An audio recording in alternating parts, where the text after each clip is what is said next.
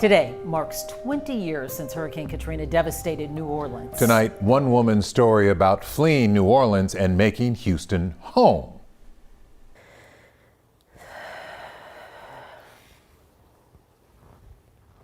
Kym Adams wasn't sure she wanted to do this interview. The memories of Katrina too painful. But she decided to tell her story. I say Katrina, 20 years later, you say... 20 years of healing. Really? Absolutely. 20 years of healing after fleeing her hometown of New Orleans on the night of August 27, 2005, 2 days before Katrina hit. How much did you pack to stay for? 3 days worth of clothes and all of our papers, paperworks and birth certificates and school records and everything that I can think of. She hit the road for Houston with her two sons, who were 15 and 17 at the time. It was 20 years ago, but she says it seems like yesterday. I can still feel the raindrops that hit my arm the night that we were evacuated. I remember that feeling. I remember every step along the way. Kym was fortunate. Unlike the thousands in New Orleans who had to evacuate to the Superdome, or those who sheltered in the Houston Astrodome, she had enough resources for a motel. Within a week of arriving, she had found a job and enrolled her sons in Westside High School. My heart still hurts for them. I still cry about that. I have tremendous survivor's guilt that I worked through for them.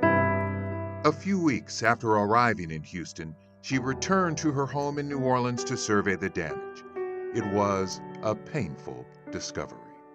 Then driving in the morning to our street, it was eerily quiet, and it sounded like death. The storm had claimed nearly 2,000 lives. Her home got a foot of water, and she found mold everywhere. How long had you lived in this house before you evacuated? 3 years. It was my father's house. Oh. Yeah. So how long had he had it?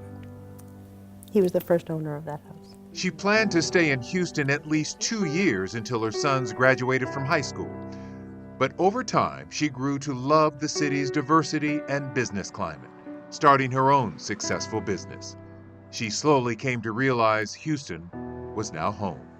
And in 2020, 15 years after evacuating, she decided she would not be moving back to her beloved New Orleans. It's like losing a loved one. You remember that last phone call. You remember the ambulance showing up. You remember all of the details. They play in your mind.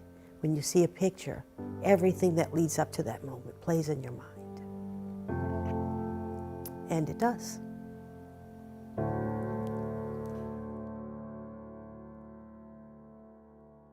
A New Orleans native through and through, we thank her for sharing her story. She had to make that difficult decision.